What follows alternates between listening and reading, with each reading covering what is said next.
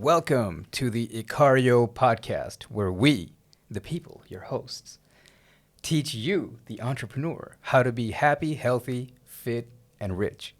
Speaking of fit and rich, we have Shane, the main man in the building. Yes. So, yeah, also speaking of fit and rich, actually, this is what we're sharing today is basically the protocol that I've used to do HyperProductive Sprints. So, to get loads and loads of work done or make loads of progress, essentially think of your 6-month goal, and I'm going to show you the protocol I use to get that done in 30 days. And in addition to that, so that's the kind of thing that will make you rich, right? That's where, the other person who needs, or most people need like half a year or whatever to get their business off the ground or whatever. You're just going to do it in 1 month. But in addition to that, it's also like a lifestyle upgrade sprint. So this is not the kind of thing where, you do whatever hustle and grind mode and you just work 16 hours a day. You actually also are probably going to be in the best shape of your life by the end of this. And you're going to feel much better. Like you're going to be, you'll have clearer mind, better focus. You'll basically feel more alive, more refreshed, more energetic every day. And this is not, basically when I say it like this, because we're so used to the hustle and grind idea, it sounds like, oh, you're strangely combining two opposite things. But it's like there's not a coincidence. You're at your most productive when you are at peak health and at peak energy levels, when you're getting just the right amount of recovery and everything. That's what makes you super productive. So it's actually not a coincidence that those two things happen at the same time. Now, one of the reasons I'm talking about this is that I am doing this as an immersive retreat in Bali in January of 2024. And so for the first time, I've done this many times, but for the first time, I'm doing it with other people who are not like part of my own business. Right. Because this approach, what I'm just going to call like a hyperproductive sprint, is what I have done before. And I've done this, really countless times. So for example, this is the approach I used. This is the protocol I used a few years ago when I created and launched 2 separate online courses for 2 separate businesses in the span of a couple of months. And that made over 500K. And it's also the approach I used several times to recruit people into my businesses, where I'd take a bunch of newbies and like teach them marketing skills in one of these sprints, which if you ask any of them, they will tell you, yes, they learned a lot of business and marketing skills in the time, but it was also a really intense growth experience, right? It's like a general life upgrade, even though the main purpose was always, I'm going to teach you these marketing skills and then I'm going to hire the good candidates, right? Those were my apprenticeship programs that I did. And it's also the approach that I've used with content creators. Like some of the Icario team saw this, right? Where I can take content creators from like being paralyzed, oh my God, how do I make a video, to publishing a video every day. Right.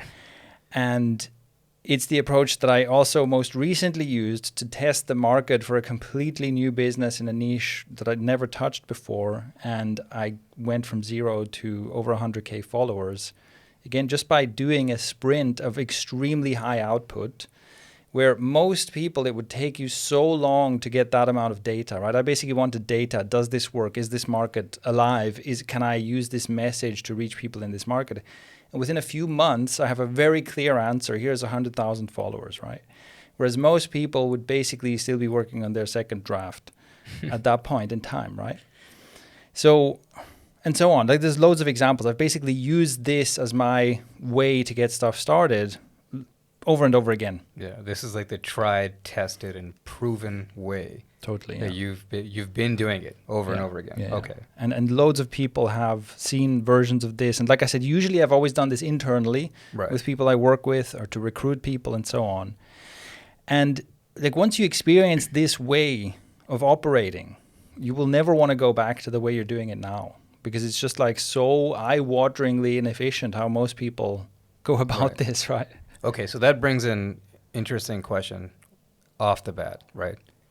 Who does this apply to? Mm-hmm. Right, because obviously anyone can be more productive, but It does sound like you're talking specifically to a business sort of crowd, right? Absolutely. So where you can get the most juice out of this is if you're an entrepreneur. And to be honest, you can use this at any stage of entrepreneurship, right? Because you can use it at the early stage to test a market. You can use it to very quickly create and launch a product. You can use it for all kinds of stuff like that. You can, like I said, for recruitment, right? Like as a scaling step. Right. So you can use this in many, many ways as an entrepreneur, but you can get the most out of it as an entrepreneur. And like I said, we're going to give you the instructions here on how to do this, right? On what works. You can do this as an entrepreneur. This is going to be absolutely mind-blowing, like how much it changes your approach. For the Bali Immersion, if you want to do this with me, with basically my guidance, where I take care of all the logistics for you, and you basically work with me and a very small group of other entrepreneurs, there, for that specific, like, obviously this is something that costs quite a lot of money, and for that specific purpose, it is only for the more advanced entrepreneur. So it has to be for someone who is an entrepreneur who has a running business. It's not, I have a business idea. It's right. like you have a running business and you're making at least $4,000 a month from that business. That gives you a good starting point where it's like, okay, you can invest this time and this money to work with me for 30 days and get this acceleration where you'll get your money back very quickly, basically. And it's not to say that it wouldn't work for someone who's a newbie, but it's just a bigger gap to go from zero to making enough money, right? Yeah. So, and I just also know that it is the more advanced entrepreneur that I have a greater effect on. I know that, out of all the people I can work with, someone who is in the early scaling part of their business or has hit some kind of a growth plateau in their business, that's the person I can help the most. And I want to work with that kind of person. Right. And also by bringing together similar people, it's a great networking opportunity. On top of that, like learning from each other, right? Yeah. As opposed to one guy who's like, oh, I still don't know what color the logo should be. And the other guy's like, dude, I have 12 employees I need to train right now, right? Yeah, exactly. So that's the idea for the immersion I'm going to be doing in Bali. And the situation right now is that if that's interesting to you, you can sign up. We'll put the link in the description. You can sign up through the application form there. It will happen. It will definitely happen in Bali in January. The first run is definitely happening, and there's very few seats left for that. But I'm also open to doing it repeatedly. So I have gotten lots of really positive feedback on this, even though I've barely talked about it. But some people have said, maybe at a different time in a different location. So there's also an opportunity, like if you're like, I would like to do this with Shane, I would like to do this kind of immersion for 30 days, or maybe 3 to 4 weeks with me, but I can't do it in January, or I can't be in Bali or whatever, I need to be in a different time zone. You can get on a wait list there, because if there's enough demand, I can go do it in North America time zone or whatever. Right. The situation right now is you can sign up for that depending on demand. Like I said, the January Bali one is definitely happening. Depending on demand, I'm open to doing more of these. But also right now, the reality is I'm rejecting more candidates than I'm accepting. I've rejected more candidates, quite significantly more candidates that I've accepted, because I only want to work with the right kind of person. I only want to work with people where I know I can make a huge difference for you and where we have this networking effect, like I said. And so this is also why I wanted to just make this podcast episode, just give you the instructions of how to do this yourself, because there's no reason why you can't just do this yourself, right? I see it as, if you want me to facilitate the whole thing and you want to be working with me directly, that's a bonus. But the protocol, I can give you most of the protocol. And I'll also mention the things that are a bit more difficult, need more personalization. Right. So this podcast is the DIY instructions. Exactly. Right? Yeah. Here's how to do this yourself. And if you want I can't remember who, the first person I heard say this was Jonas. The full Shane experience, right? If you want the Shane experience, then you know where to find it. At the link below, basically. Okay, exactly. Cool. In case anybody is confused about what does hyperproductivity mean, you already clarified it's not a hustle culture thing. You're not going to be working 14 hours a day. No, it's quite the opposite. In fact, right? Yeah, I think, so the thing is, the hustle culture type thing, the 14 hours a day type thing is, in most cases, extremely overrated because most people are not capable of doing really productive output for that long, right? Because like sitting in front of a screen and like clickety clacking away on the keyboard and answering emails and stuff, yeah, sure, you can do that all day, but it's not very productive. Right. Right. So it's like when we talk about productivity, we want to be very selective about what do I put my time and attention into, because my time and attention is limited. And also it's usually unnecessary. So of course you can always find unlimited work. As an entrepreneur, you can always find 1,000 more things to do. Right. And you have to be selective. So you can choose to put yourself into this cycle of suffering where you're working all day and then you can complain about how you never have free time, et cetera, which is what a lot of people do. But it's like, actually, it's not necessary. Yeah. Because there's always the 80-20 thing going on, right? It's like 80% of the stuff you do, you could just stop doing and nothing would happen. And so it's the goal, and for me that has always been the goal, is like, I want to live a life worth living. So yes, I want to be very productive. I want to create things I want to create. But at the same time, I want freedom, right? I want freedom to spend my time on things that are important to me. I want for the freedom, to do things like exercise and learn and hang out with friends and go on adventures. These things are important to me. And I want the freedom to have, like the point of the business is to give me more freedom. The point of the business is not a self-constructed prison that I have to slave away in forever. Right. Yeah, I think this is basically underrated. I think people too often think that, I have to work like a maniac. Yeah. In order to make money. The inbox zero sort of thing. I have to do everything. Like, no. Yeah. Like, the definition of productivity from you, what I learned is make meaningful progress on the important things. Yeah. Right? Because the list of, shit to do is technically endless. Exactly. And you can get lost in the stuff that doesn't matter at all. And like whatever years go by, you're like, oh, I wonder why I never made it. Yeah, Right. Exactly. And it's, we live in the era of ultimate abundance, right? There's basically too much of everything. Yeah. And so we have to be selective. So if we get into the system, look, we'll start with a very simple premise, and then basically, which starts with setting very clear goals. And what we'll then do, and this I think is the part that's usually missing. When you look at productivity advice, there's always this stuff about setting goals and how to work on the stuff. But then what we'll do is we'll construct like a scaffolding around it. We'll construct a foundation that allows you to do the productive work much more effectively. And that's the part that people underestimate and miss. So when it comes to the premise, I'll go through this fairly quickly because, okay, you have to have a clear goal, which is what we've been talking about now. And ideally, in most cases, as an entrepreneur, a good way to think of your goal is, what will I ship and how will it make money? Because if we're talking about what's the difference between all of this unnecessary work, all of the work that is not moving me towards meaningful goals, and the meaningful work, in most cases, at most stages, you have to look at, okay, the goal here, what I want to do is I want to do something that makes more money. And how do I ship something that makes more money? So, and what I mean by shipping is like, what product are you going to launch? Or it could also be like, again, at a later stage of development, it could be, I need to launch a marketing team, right? That's the situation I was in, like, 7 years ago or something, where it's like, oh, this business is running. One of the bottlenecks is I'm doing all of the marketing.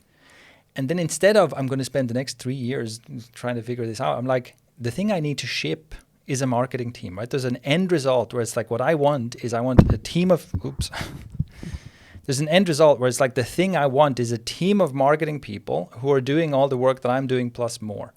And then how do I get there as quickly as possible? I did it with a sprint like this, right? So that's what I mean by it has to be shippable. It has to be like, what am I delivering at the end of this? And how will it make money?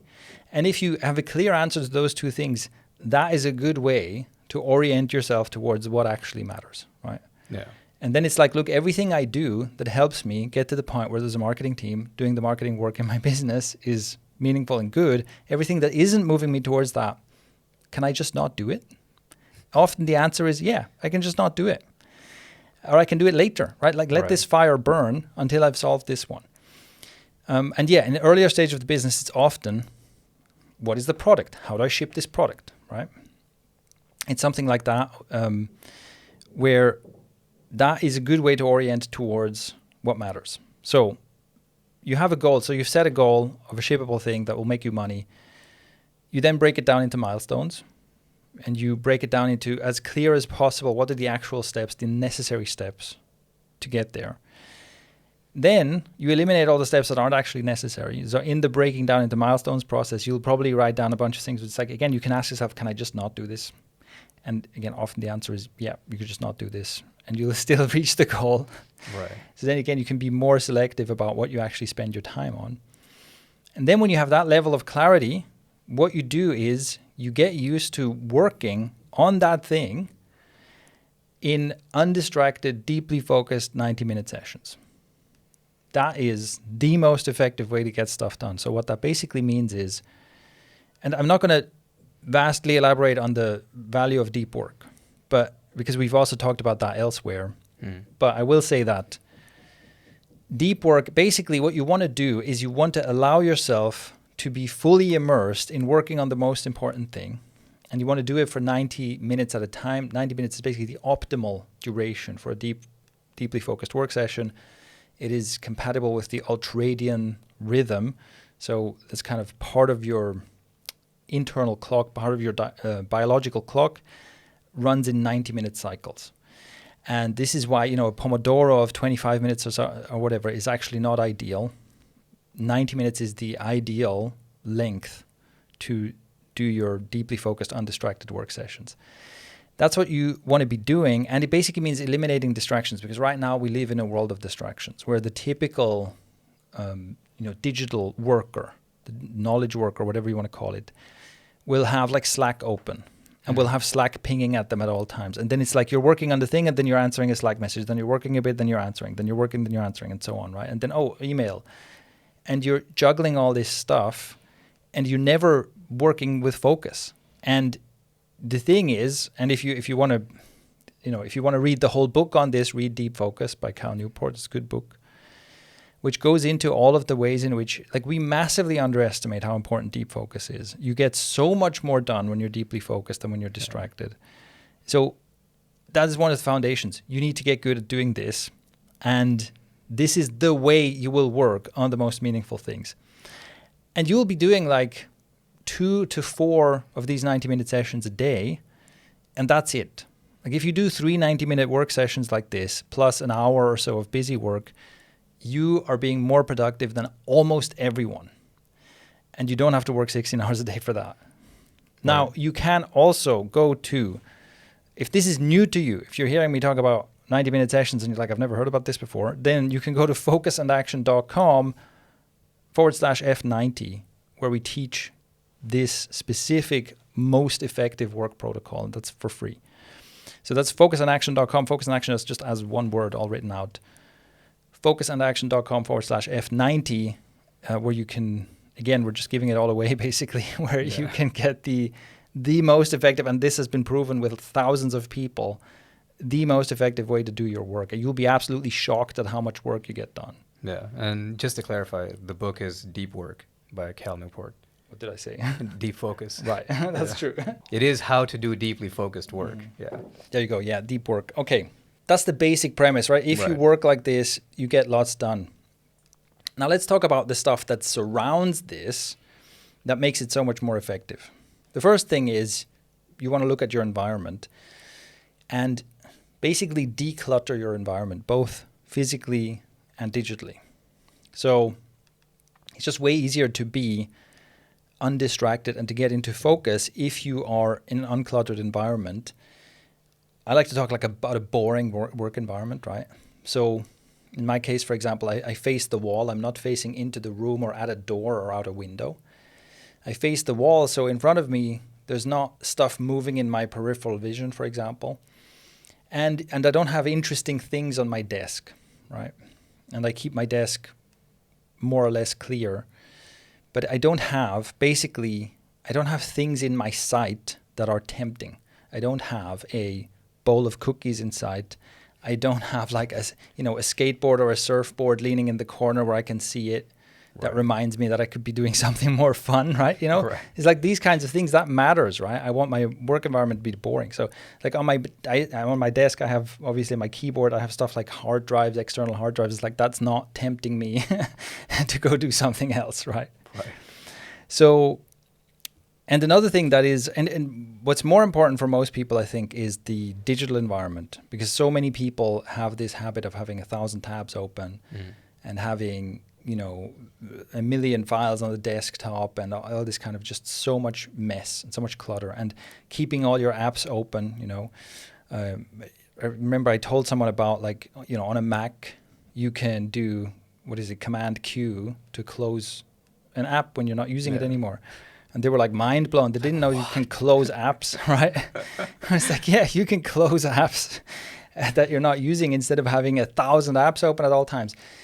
And this makes a huge difference, because even if you're thinking, oh, but you know, I have a system to manage this mess. Yes, but it's like you're using part of your brain.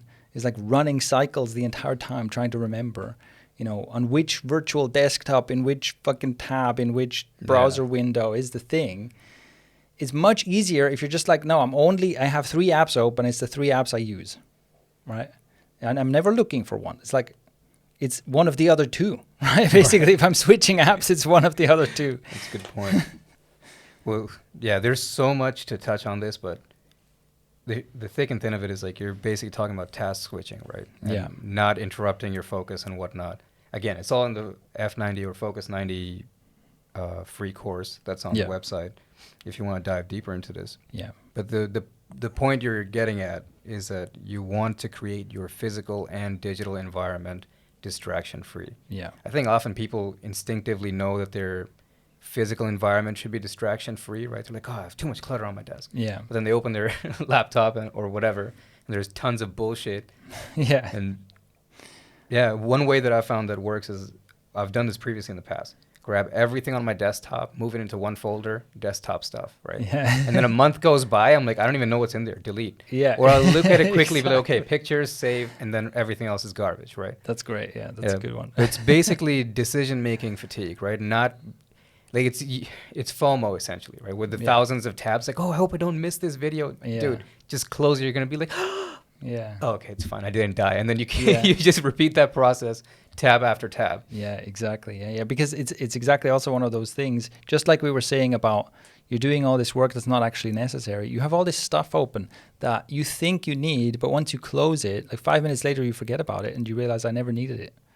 Yeah. So, and one of the important things about all this, when we talk about being distraction free and optimizing the environment, is remove your options.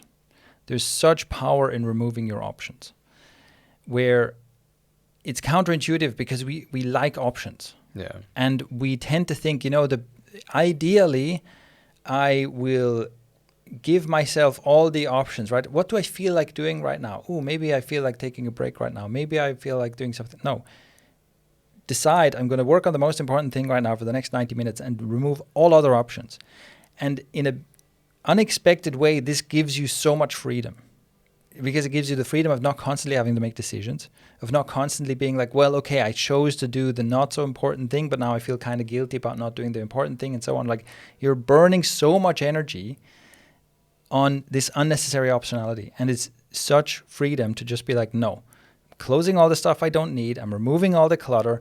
I'm removing the options, right? I'm turning off the notifications. I'm putting the phone in a different room. The only option I have is to do the most important thing right now.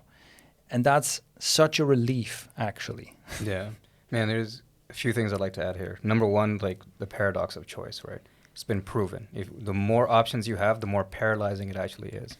The second thing I'd like to add on this is, like, I think part of this is like a function of believing deep down that ultimately I'm just going to make it. Right. Ultimately, things will just work out for me because, like, the success fairy is going to find me one day and sprinkle the little magic dust. Like, no. When you operate from not belief, but from the framework of, okay, if I don't get the important stuff done, like, shit is going to fail and no one's coming to save me. Right. Right. When you operate from that mental state, like, you want to remove the bullshit options. You want to get rid of the distraction. Like, how do I do this as fast as possible. Yeah, that's a good point. Yeah, and man, the reason I'm adding this is because this level of, I guess, motivation in a sense, like I have found that to be common in our best focus and action clients. And usually this happens when they're at a major down point in their life, right? That's when they realize, like, fuck, I have to make shit happen. Yeah. But the thing you're saying is you don't have to get to that low point in you order to don't be have like, oh my God. Ideally, you don't have to wait till you hit rock bottom. Yeah. Yeah, that's true. Yeah, that's a good point. So, okay, so this is the kind of still unsurprising productivity stuff. Now let's get into some of the juicier stuff. Let's talk about how to start your day. Now, a lot of hustle bros will tell you, jump out of bed and start working immediately, right? And no, don't do that. Instead, what you want to do is get up at the same time every day and start your day by moving your body. Now, ideally, you do this outdoors. Ideally, you do this like barefoot in the grass. That's great. And you do something like, it can be anything, right? It can be, this can be a intense workout session. I prefer to do something lighter. I do like some mobility work, some movement flow type stuff like movement skills. And I also do like some breath work. I sometimes do some Tai Chi in the morning. But I want to be outside and I want to be moving my body. I want to be getting the body engine going. And that is in part because there's a very close connection between movement, physical movement of your body, and your cognitive abilities, your ability to focus and so on.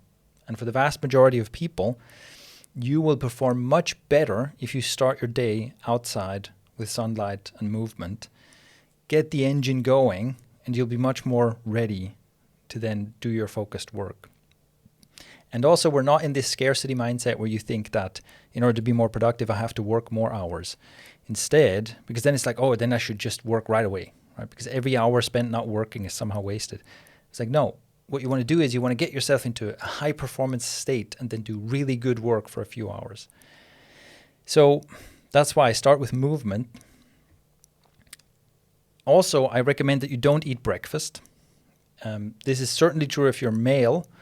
If you're female, it's a bit more complicated. And there's, unfortunately, much more studies on male participants about the effects of fasting than on female participants. And it's because women have a menstrual cycle, and that can mess with, that basically makes research more difficult and more expensive, which is why we have less research, which is a whole other problem. But anyway, this is what I'm saying.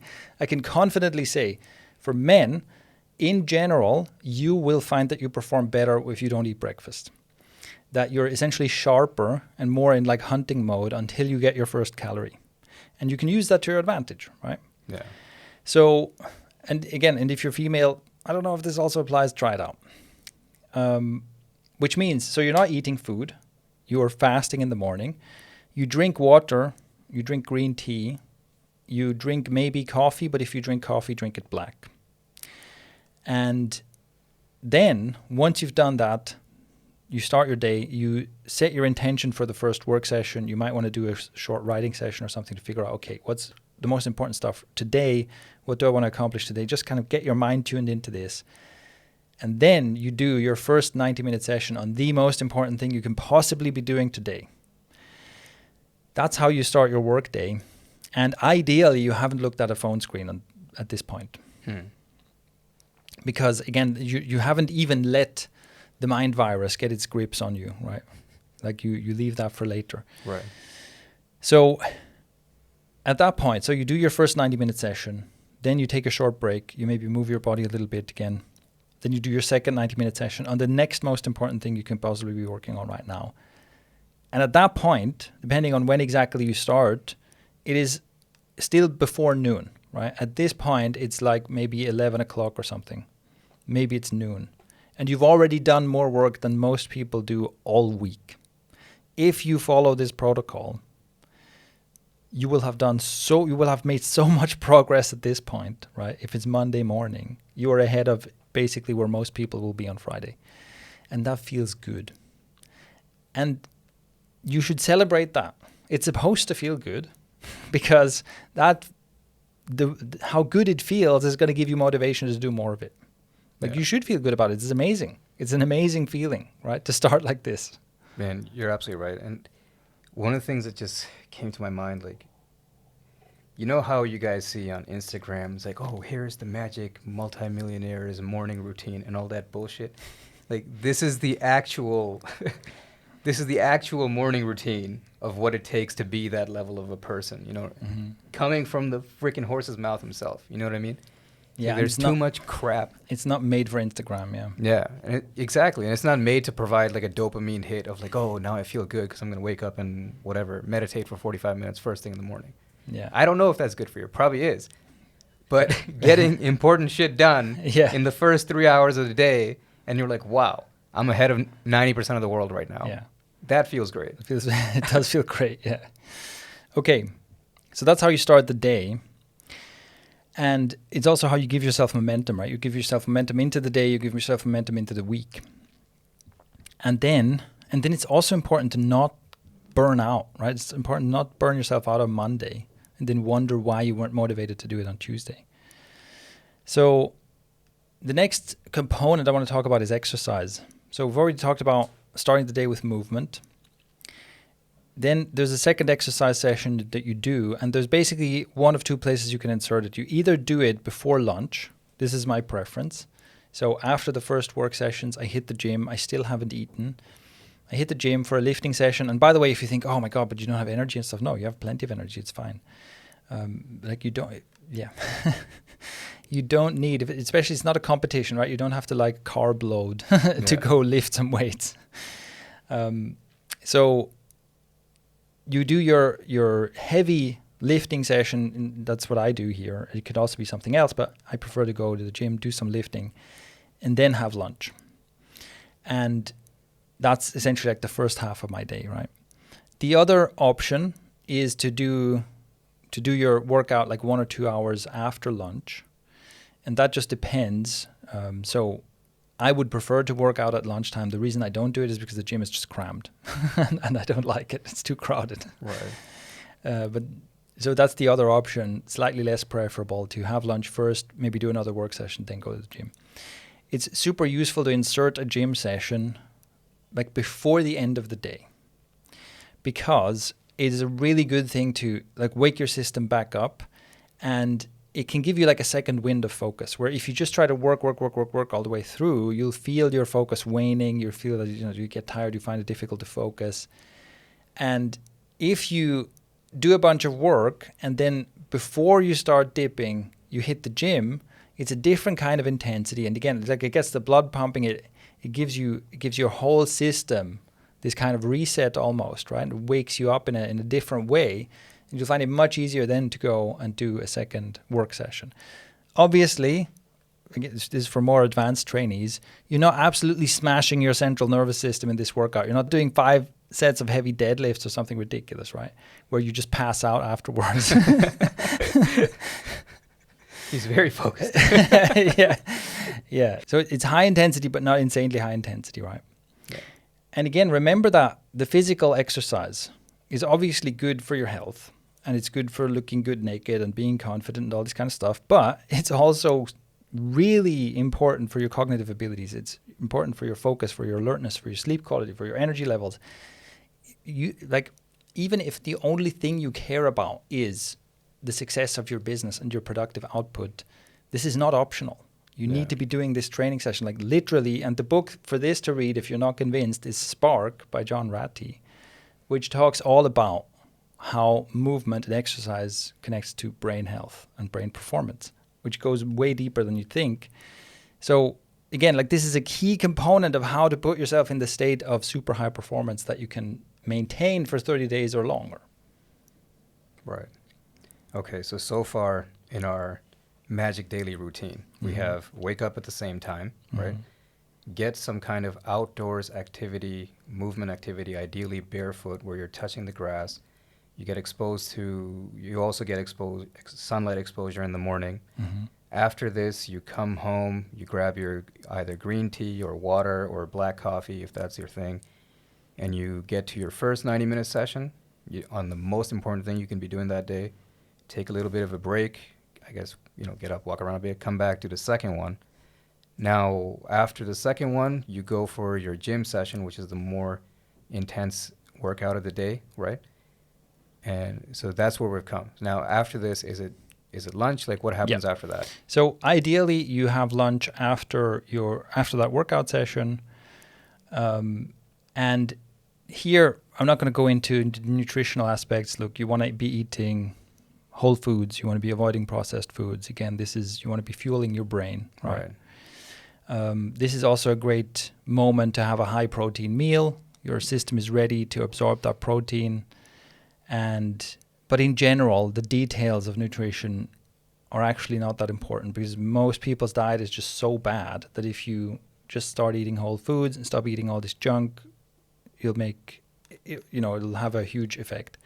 And I think that the nuances of diet are not really worth diving into. It's like also too much tribal behavior around diets and stuff. Let's not get into that. Also, if there's anything that we've talked about so far, what we'll talk about, that you want more information on, just let us know. Yeah. Because every time you say something, I'm like, oh, but there's this laundry list of shit we could go into. I'm like, God, for sure. Yeah. And this is also, right, there is definitely a lot of like personalization and customization and details that, for practical purposes, I'm not going into absolutely everything in this podcast. I'm trying to give everything you need to create set this up for yourself. Yeah. Exactly. Without it being too overwhelming. Yeah. So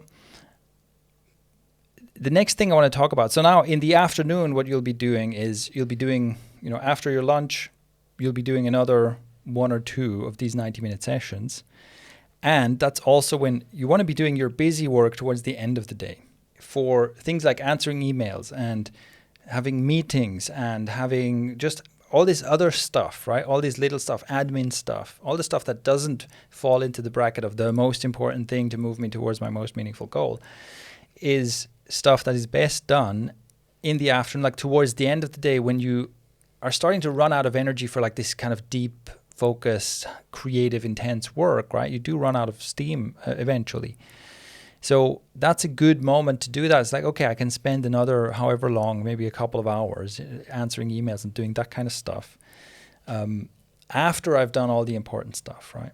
Yeah, when you're tapering off, essentially, right? Yeah. So, and that would be your work day. It basically consists of, let's say 3 of these 90-minute sessions, let's say 2 hours of other work, and that's it. Yeah. Beyond that, diminishing returns for most people, right? Now, some more things around this day to make it more effective. Let's talk about light exposure and sleep. So sleep is a force multiplier on your performance, which is to say that good sleep, good quality sleep gives everything a boost, right? Makes you more focused, makes you more motivated, gives you more energy to do this work and so on. And bad sleep makes everything worse. Lowers your motivation, lowers your energy, lowers your just capability, makes your brain slower, right? So this is another thing where I highly disagree with the typical hustle bros, because basically if you currently sleep 7 hours a night and you want to be more efficient and you want to waste less time, try sleeping 8 hours or 9 hours. 9 hours is too much for most people. But for most people, the ideal lies somewhere between 7.5 and 8.5 hours a night. And you should definitely not be getting, like, unless there's like some genetic anomaly, which 0.001% of people have. So it's not you, basically. And unless you have that, you should not be sleeping less than 7.5 hours, right? Absolutely not. And you are sleep deprived. Even if you're like, no, I'm fine. No, you're sleep deprived, right? And that's where most people are at. And not only are you not getting enough sleep in numbers, right, in terms of quantity, but you're not getting good enough sleep.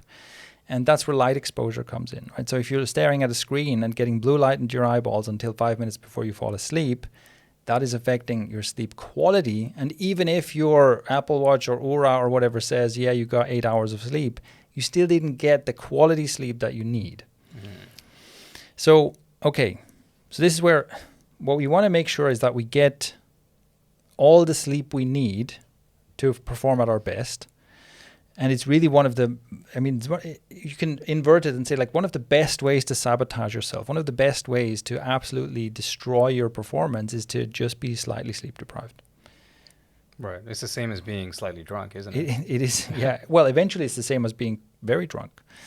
And yeah, so studies have shown that, I can't remember the exact numbers, but if you're sleep deprived at some point, in terms of your brain's reaction time and ability to focus and stuff, it is the same as,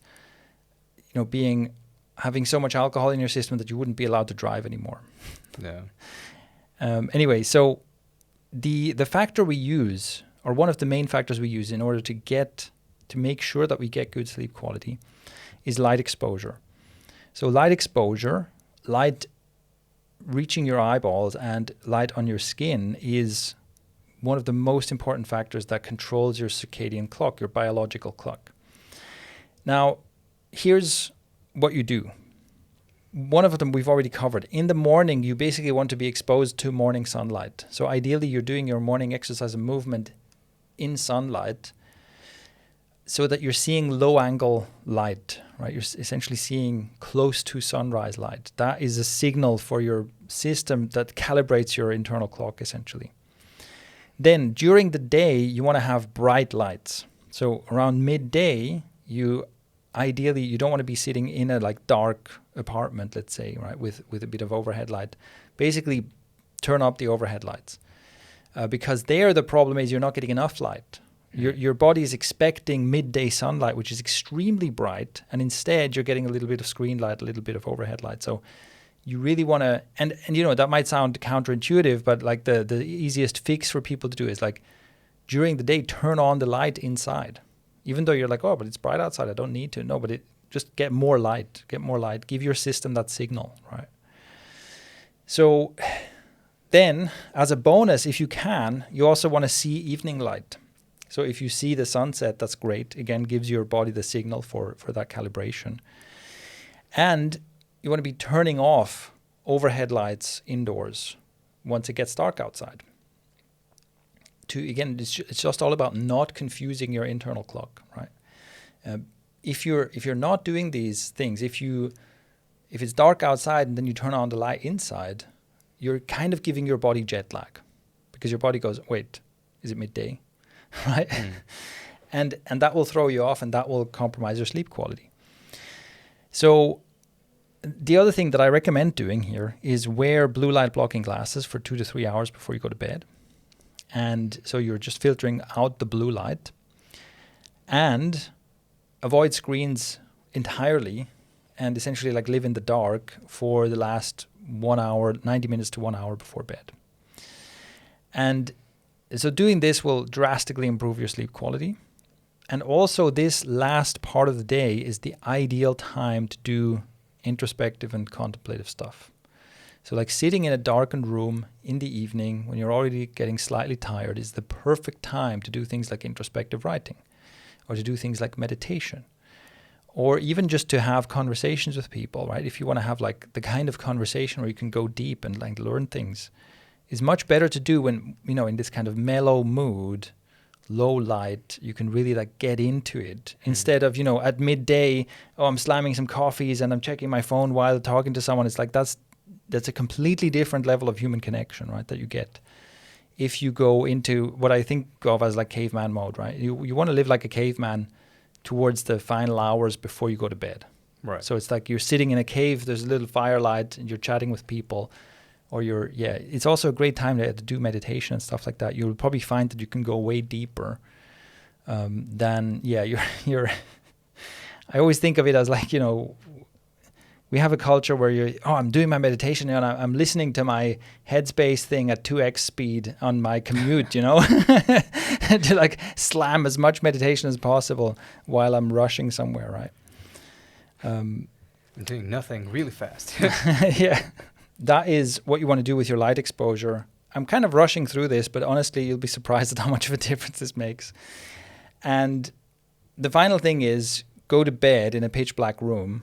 And what you want to do is, I usually do this when I'm traveling, because obviously at home I have this, but when I'm traveling, I look at the bedroom and I unplug devices and things that have status lights.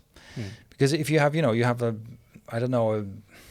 something, the TV thingy has a few lights that are flashing, and the air conditioning unit has a light. You can also put some tape over it, and even whatever. There's so many things that just have like a little LED that looks like nothing during the day, but it's actually a really significant light source at night. And if you're used to it, you might not think about it, but once you actually turn it all off and then you turn one of them on again, you're like, this is insanely bright. So really make sure that you have none of this light pollution. And then you go to bed. So you go to bed at the same time every night. You sleep in a pitch black room, basically. You wake up at the same time every day. It takes a few days for that to become just a routine, where you find that you fall asleep super easily, you wake up feeling great, and you then get your momentum for the day. And you'll also notice that there's a bunch of free time in this day, right? We haven't filled every hour with scheduled activity. You have time to go out and have dinner with your friends or something like that. The only thing that I would also recommend sleep-wise is do not have late dinner. Don't be eating dinner at 9:30 because that will disrupt your sleep again. Okay. So those are the big factors. The next thing I want to talk about is biohacking, which this is one of the areas that I'm going to give some general guidelines, but most of this has to be customized. Okay. So there is, on the biohacking side, figuring out where you have deficiencies and fixing those deficiencies can make a big difference to things like your energy level. Like you can go from, oh my God, I'm always so tired, to, oh, I feel so energized. That can be one molecule that you're missing, right? But it's hard to make generalized recommendations here. So that's something that we do more work on in the immersion. If you do that with me, I'm going to try and find the right protocol for you, basically. And calibrate it to you, right? Yeah. Now, some general recommendations is take a source of magnesium.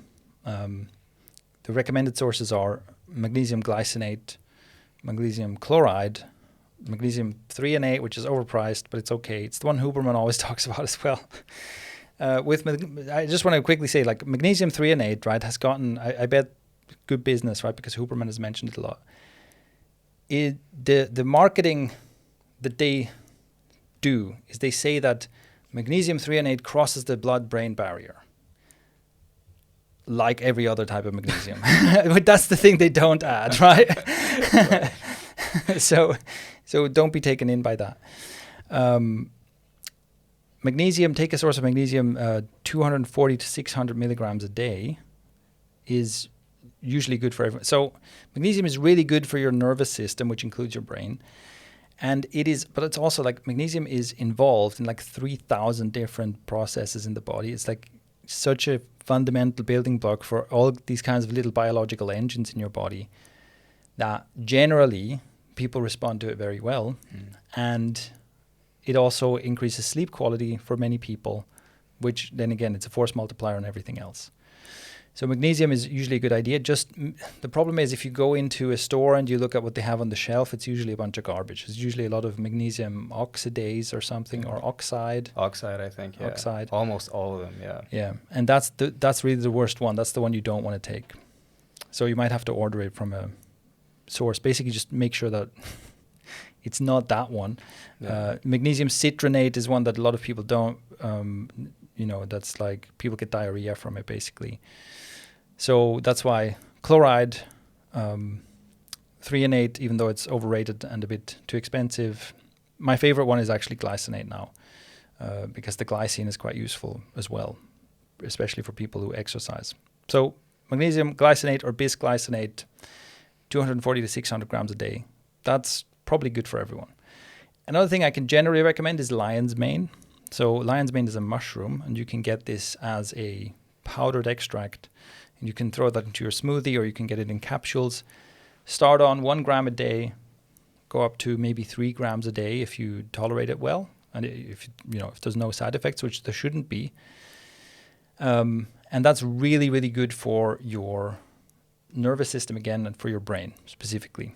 So for a lot of people also report, greater focus, greater ability to stay focused, and it's good also to wire in new habits. So lion's mane, generally good. And then another thing that I generally recommend is creatine, 2 to 5 grams a day. So creatine, I think, is getting another hype train right now. I see a lot of people talking about creatine all of a sudden. Maybe they've just run out of stuff to say. Right. And now they're going back to step one. Back to the top of the list. Yeah. Anyway, but creatine, the thing is, it has, it's really good for people who exercise. It basically fills up it helps your body, or it gives your body the resource it needs to essentially create the most basic energy for power output. So the ATP to ADP cycle that you probably learned about in biology class and then forgot all about, that's the thing. That's how your muscles produce energy. That's how you can move your body and stuff.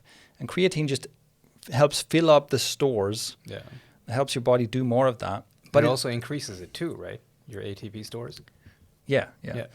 So, and basically, that's one of the advantages, right? If you go to the gym, if you lift weights, it's great because you'll be stronger, and also it increases the amount of water in your muscles, so you look bigger. It's all great. But it's always been used by bodybuilders for that reason.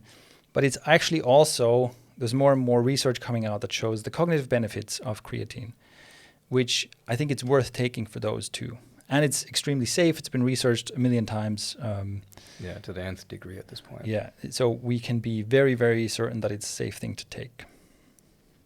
So those are the general recommendations, all worth trying. Obviously, take this stuff, start with a low dose, see how you respond, and increase the dose to the higher end of the range if you respond positively. That's usually a good approach.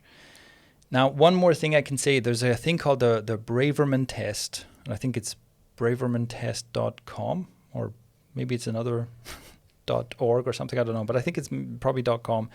We'll link to that below as well. You can do this test, and it gives you an estimate of where you might have deficiencies when it comes to neurotransmitters. And if you have, and it also gives you recommendations of what to and how to supplement if you have a deficiency. So one of the most important ones there is GABA. If you have a GABA deficiency, that will make it hard for you. You'll probably be someone who's messy, find it hard to focus, find it hard to not get distracted. And that's where biohacking can do a lot, where you're like, oh, actually, I just took this supplement, and you want to take a precursor. So with GABA, you want to take something like inositol. You take some of that, and suddenly you find it easier to focus, right? But again, you have to. It only works, and it's only wise to do if you actually have a deficiency. So that's where you have to customize this a little bit. With biohacking, I would argue that these are level 2 optimizing sort of things, right? Totally. Like if your sleep is fucked and you eat bullshit all day, and then you think, I'm just going to take magnesium chloride now. Yeah. Like, no, that's not going to fix anything. It's not going to do anything. Yeah. Or, I mean, it might make a little difference, but yeah, it's just, it doesn't help. It won't get you. It's a small lever, right? It's a small lever to pull after you've pulled the big levers. Absolutely. I mean, at the end of, near the end of the podcast, we'll do like this is where you should start sort of thing. Yeah. Right. Okay. Then one more thing I want to talk about here is the dopamine factor, where also, look, if you do take the Braverman test and you see that you have dopamine deficiency, maybe that's something you can address with supplementation, but it's probably something you need to address with lifestyle, because most of us are kind of overtaxing our dopamine system with constant stimulation, right? Social media, mainly social media for everyone, right? Constant distraction, constant stimulation, and everything that's addictive like that. So all forms of entertainment media, all forms of quote unquote news media are basically also optimized to get your dopamine system hooked. Yeah. Processed food is there to get your dopamine system hooked, among other things. So you're constantly overstimulated. And one of the things we're doing in this protocol is remove that stimulation. Certainly during the day when you're doing your work and your exercise, is just off limits.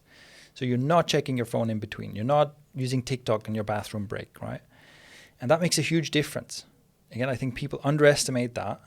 We think, what harm does it do? It does harm, right? It's again like you are letting this thing get its tentacles in your brain, even if it's just for 2 minutes while you're in the bathroom. And now it takes a while to like unpeel that thing from your brain again and get back into focusing on something else. These things are so effective at getting us addicted. We really shouldn't underestimate that.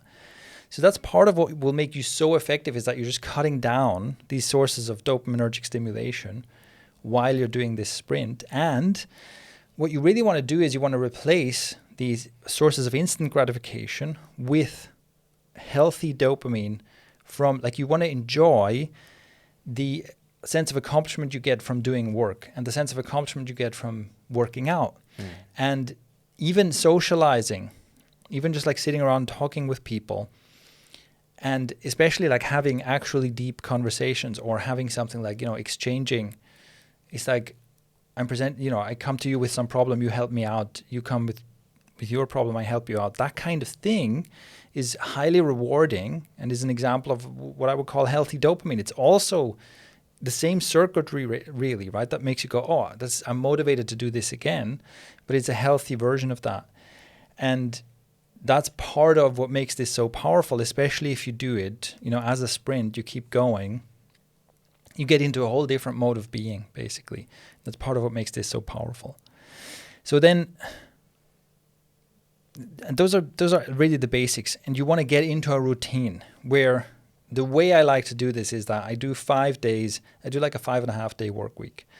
So I do 5 days of everything we've just talked about. Then Saturday is like a half day where I'll still do a bit of work and I'll still do exercise. I'll be exercising 6 days a week, basically. And then Sunday is a rest day where I'm still not like flooding my brain and body with garbage. I don't want to lose all the progress I made, right? But Sunday is a day that I'm more focused on, going out with friends, like basically spending time with people, socializing. This is kind of friends and family time, right? And then Monday you get back in and you get into a routine, and like 2 weeks in, you get into a flow where, again, you'll probably be amazed at how productive you are in week 1.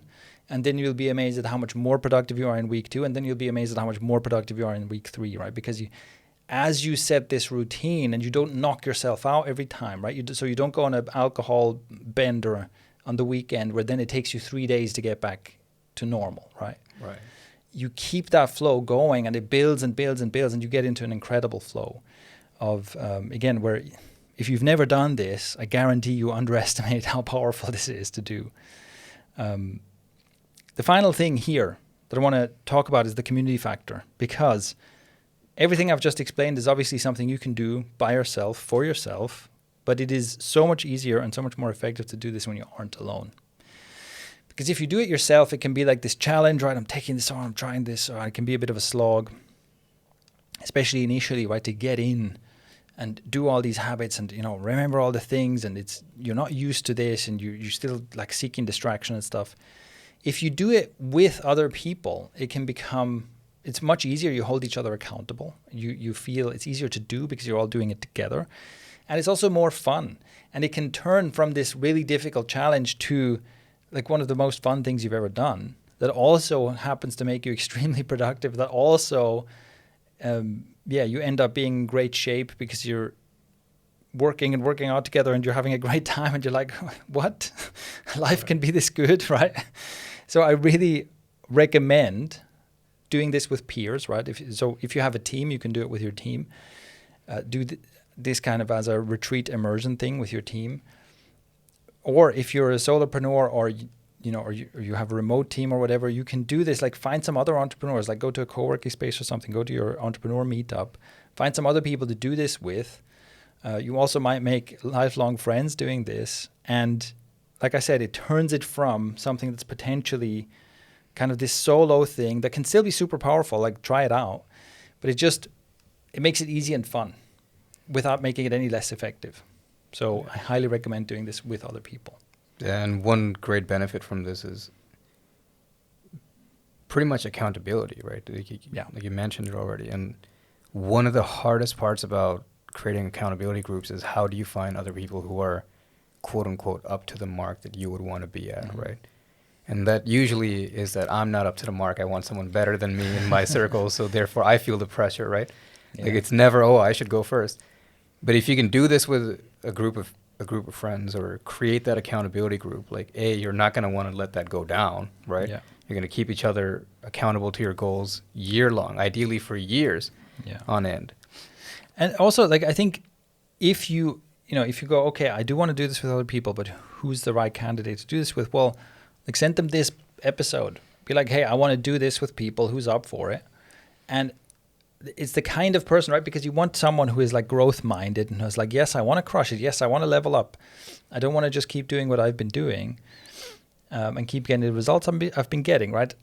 I want to push myself. Like, the kind of person who's enthusiastic about doing this is already a pretty good candidate. Yeah, absolutely. And most won't be. Yeah, most won't be, yeah, which is fine.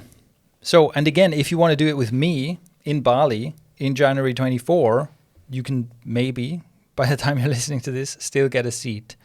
So you can check the link in the description, fill out the application form, and if you basically meet the criteria that I've set for the kind of people I want to be working with, I'm going to get in touch with you. And also, you can get on a wait list if you want to do this sometime, someplace else. But also, like I said, and I also mentioned that I've rejected more candidates than I've accepted. It's really serious applicants only. Right. Because this is a super intense experience. It is incredibly rewarding, but it is incredibly intense to do. And I want to be doing it with the right people. I want to be doing it with people who will get amazing results from doing this. So I'm very, very selective about who I let in. But if you want to do this, if you're up for it, go fill out that form. And it would be really cool to see you and do this with you, hopefully in the near future, hopefully in Bali. That's where I prefer to do it. Yeah, because all the stuff we talked about, the sunlight, the grass, that's it. Yeah. It's all there, man. It's all there, yeah. you know? So if you're thinking like, oh, but I'm in whatever, London. The weather sucks. Yeah, it's like, raining well, every day. Bro, Yeah. get the fuck out of London. Yeah, it's like No hate to London. I don't know why. It's like Picking no. on 'em. It's like, I live in England. I can't remember the last time I saw sunlight. Yeah, well, that's part of the problem, right? It's like, That's why you're so mad. Okay, Yeah. Okay. So the done for you version, the one where all the logistics are handled. I think there's most of the nutrition is handled, the Yes. workout programs, the biohacking, yes. the vast majority of it is pretty much like you come in, we plug you into the thing. Yeah. You and just show up. Yeah, and then you walk out, you're like, holy shit, I look amazing. I'm so smart. Oh my God. Right? You're like, I didn't know this. Pretty much. Yeah, and the done DIY, do-it-yourself version of this. Okay, I wanted to quickly touch on, so we covered a lot of things, right? Mm-hmm. If most of this stuff was like, oh my God, this is overwhelming, I don't know where the fuck to start, what would you say would be the biggest lever to pull there? Yeah, basically the way I laid it out, the way we went through the steps Was in progression, right? is essentially in progression. So you want to we started with the system, right? It's like how to set the goals and how to do the work. And again, that's also, you can go to focusonaction.com/F90 to get the whole training on how to do this work. And then distraction free for your environment, physical and digital. And then how to start the day. That's, again, you basically build these components in that order, right? Yeah. So how to start the day, then the second exercise session, then light exposure and sleep, and then only the biohacking and all the other stuff, right? So those are in order of priority. That's how I would pursue it. But also, I do recommend doing this as a 30-day sprint with all the things in place from day one, because the combination of all these things is greater than the sum of the parts, right? And especially, if you're thinking, oh, well, I did like 3 of these things. I took one of the supplements you mentioned. I did one exercise session, and I did one more thing you said, and it didn't do that much. It's like, yeah, if you do 10% of these things randomly, you're not going to get 10% of the result, right? Right. It's like, it's important, right? It's important to say that. I want to be clear about that. The protocol is designed in such a way that putting all these pieces together really creates an effect that's far greater than the sum of the parts, right? So that's why I recommend doing it as a sprint. It's also just really satisfying, right? You go, okay, for the next 30 days, I'm going to focus on this. I'm going to focus on this. And you're going to give yourself that experience of being so capable, being able to do so much more than you thought. And that's part of, it's very satisfying, right? That's part of what makes this as effective as it is. Yeah, for sure. All right. So that was the HyperProductive Sprint, how to do it. If you have any questions about this, let us know. And you can find all the links to all the stuff that we mentioned in the description, in the show notes, wherever you're watching this. Click a thing where there's text and links. That's where you find the stuff. Hey, and if you made it this far and enjoyed the conversation, hit that like button. If you didn't enjoy it, well, I mean, you can hit dislike. It doesn't make a difference anymore, I guess. On YouTube, it doesn't matter. Yeah, there you go. Hit it regardless. And if you like what we're talking about here, share it with someone. Also a good way to find other people who want to do this with you. Share this in your entrepreneurial community. And that's it. See you next time.